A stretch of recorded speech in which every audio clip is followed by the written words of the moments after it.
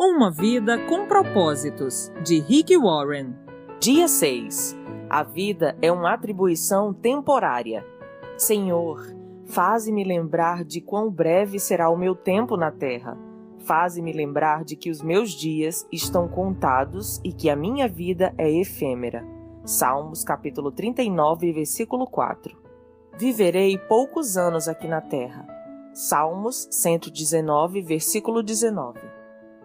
A vida terrena é uma atribuição temporária.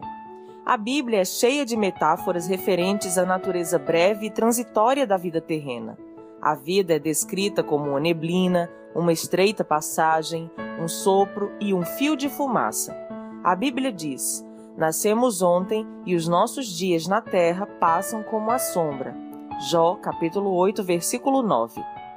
Para aproveitar a vida da melhor maneira possível, você não pode se esquecer de duas verdades. Primeira, em comparação com a eternidade, a vida terrena é extremamente breve.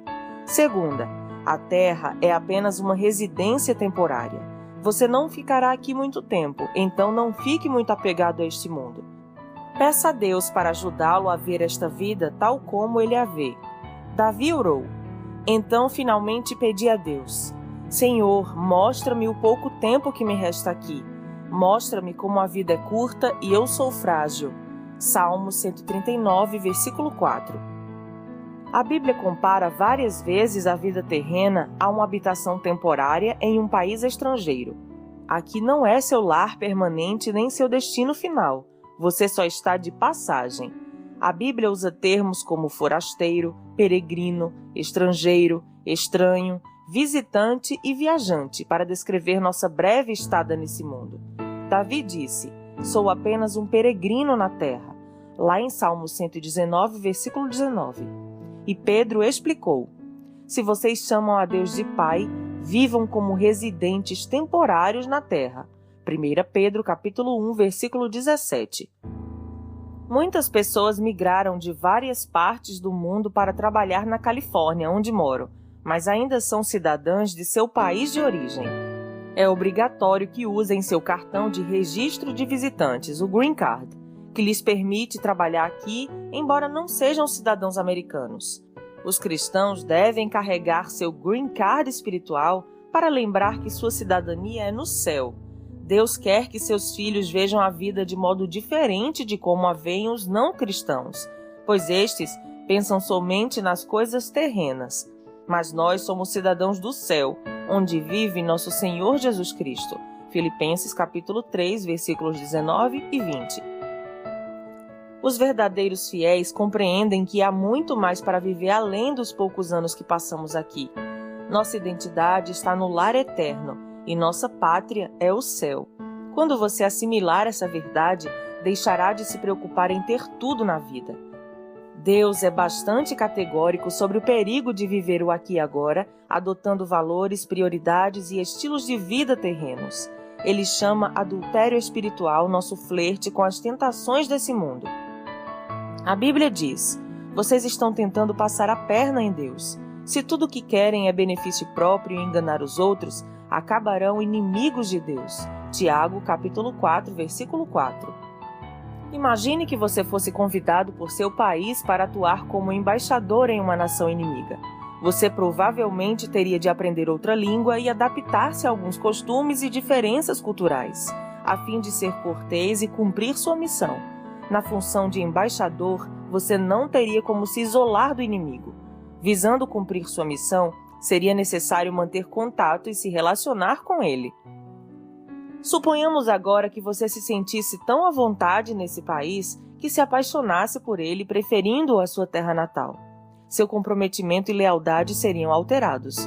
Sua atuação como embaixador estaria prejudicada.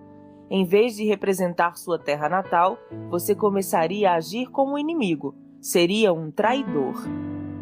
A Bíblia diz: somos embaixadores de Cristo. 2 Coríntios capítulo 5, versículo 20. Lamentavelmente, muitos cristãos têm traído seu rei e seu reino. Ingenuamente, chegaram à conclusão de que por viverem aqui, seu lar é aqui, mas não é. A Bíblia é clara. Amigos, este mundo não é a casa de vocês. Por isso, não se sintam à vontade nele. Não deem espaço para o ego à custa da sua alma. 1 Pedro capítulo 2, versículo 11. Deus não quer que fiquemos apegados ao que está à nossa volta, porque é uma situação temporária. Já fomos avisados de que os que têm contato frequente com as coisas deste mundo devem usá-las corretamente sem criar apego, pois este mundo e tudo o que nele contém passarão. 1 Coríntios capítulo 7, versículo 31. Em comparação com outros séculos, a vida nunca foi tão fácil para grande parte do mundo ocidental. Somos, em larga escala, atraídos, entretidos e servidos. Com todas as fascinantes atrações, mídia futurista e experiências incomuns disponíveis hoje em dia, é fácil esquecer que a vida não consiste em perseguir a felicidade. Somente ao lembrarmos que a vida é um teste, um cargo de confiança e uma atribuição temporária, é que o encanto que tais coisas exercem sobre nossa vida se desfará. Estamos nos preparando para algo ainda melhor. As coisas que agora vemos estão aqui hoje, mas desaparecerão amanhã. Mas as coisas que não vemos agora irão durar para sempre. 2 Coríntios capítulo 4, versículo 18. O fato de a Terra não ser nosso lar definitivo explica porque, como seguidores de Jesus, experimentamos dificuldades, aflições e rejeições nesse mundo.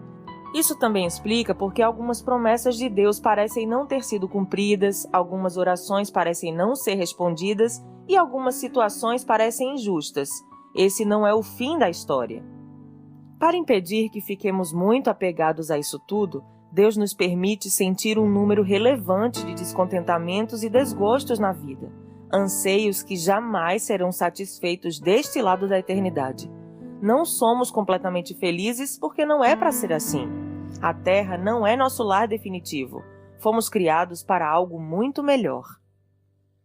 Um peixe nunca seria feliz vivendo em terra, porque foi feito para viver na água. Uma águia jamais estaria contente se não lhe fosse permitido voar. Você nunca se sentirá plenamente satisfeito aqui, porque foi feito para algo mais. Você terá momentos felizes por aqui, mas nada comparado ao que Deus tem planejado para você. A concepção de que a vida na Terra é apenas uma atribuição temporária irá alterar completamente seus valores. Valores eternos, não temporários, se tornarão fatores determinantes em suas decisões. Assim comenta C.S. Lewis: tudo que não é eterno é eternamente inútil. A Bíblia diz: assim, fixamos os olhos não naquilo que se vê, mas no que não se vê, pois o que se vê é transitório, mas o que não se vê é eterno. 2 Coríntios capítulo 4, versículo 18. É um erro fatal presumir que a meta de Deus para a sua vida é a prosperidade material ou a fama, como define o mundo. A vida em abundância não equivale à abundância material, e a fidelidade a Deus não garante sucesso na carreira ou mesmo no ministério. Jamais concentre seus esforços em satisfações temporárias. Paulo foi fiel e mesmo assim acabou na prisão. João Batista foi fiel, mas foi decapitado. Milhões de fiéis foram martirizados, perderam tudo que possuíam e chegaram ao fim da vida sem nada nas mãos. Mas o fim da vida não é o fim de tudo. Aos olhos de Deus, os maiores heróis na fé não são os que alcançaram prosperidade, fama e poder nesta vida, e sim os que a trataram como uma atribuição temporária e serviram fielmente, aguardando a recompensa que lhes foi prometida para a eternidade. Eis o que a Bíblia diz sobre a galeria dos heróis da fé, honrados por Deus. Todos esses morreram na fé, não receberam as coisas que Deus prometera a seu povo, mas as enxergaram no futuro e ficaram alegres. Eles diziam que eram visitantes e estrangeiros na terra. Estavam esperando uma pátria melhor, uma pátria celestial. Deus, portanto, não se envergonha de ser chamado Deus deles, visto que lhes preparou uma cidade. Hebreus capítulo 11, versículos 13 e 16. Seu tempo neste mundo não é toda a história de sua vida. Você tem de esperar chegar ao céu para conhecer os outros capítulos. É preciso ter fé para viver neste mundo como estrangeiro. É bem conhecida a antiga história do missionário aposentado que vinha para a América do Norte no mesmo navio que viajava o presidente dos Estados Unidos. Multidões ovacionando, uma banda militar, um tapete vermelho, faixas e a imprensa festejavam o regresso do presidente. Mas o missionário desembarcou do navio sem ser notado. Sentindo pena de si mesmo e ressentido, começou a queixar-se para Deus. Deus então lembrou-o gentilmente: "Mas, meu filho, você ainda não chegou em casa. Não serão necessários nem 2 segundos depois de você chegar ao céu para dizer: por que fui dar tanta importância às coisas temporárias? Onde eu estava com a cabeça? Por que gastei tanto tempo, energia e preocupação no que não iria durar?" Quando a vida fica difícil e você é subjugado pelas dúvidas, ou quando fica imaginando se viver para Cristo vale o esforço, lembre-se de que você ainda não chegou ao lar. Na morte, você não irá embora de sua casa, você irá para casa. Dia 6. Pensando sobre meu propósito de vida. Tema para reflexão: o mundo não é meu lar. Versículo para memorizar. Assim, fixamos os olhos não naquilo que se vê, mas no que não se vê, pois o que se vê é transitório, mas o que não se vê é eterno. 2 Coríntios, capítulo 4, versículo 18. Pergunta para meditar: como o fato de a vida ser uma atribuição temporária deve mudar minha maneira de viver nesse exato momento? Até o próximo áudio.